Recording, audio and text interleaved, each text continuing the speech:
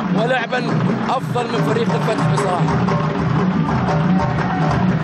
اضاع فريق الفتح للتذكير ضربه جزاء في الشوط الاول، وضربه جزاء وضربه جزاء ثانيه وضربه جزاء ثانيه يحسبها حكم المباراه. حنشوف وضربه جزاء وانذار. حنشوف على مين. عدنا اياها لو سمحت. اذا سامي بشير لاحظ معك ضربه جزاء.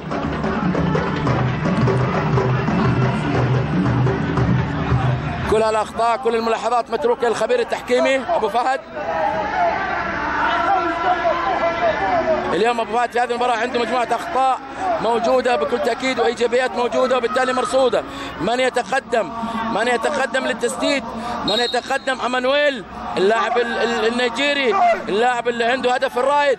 يتقدم سعيد الحربي. هل يبدع؟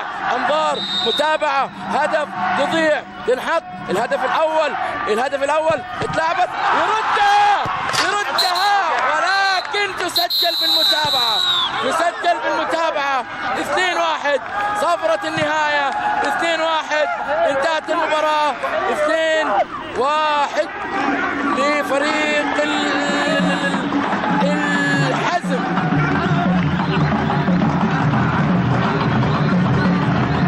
اذا 2-1 هي نتيجه المباراه. مبروك للفريق الحزماوي، حارتك لفريق الفتح في مباراه الحقيقه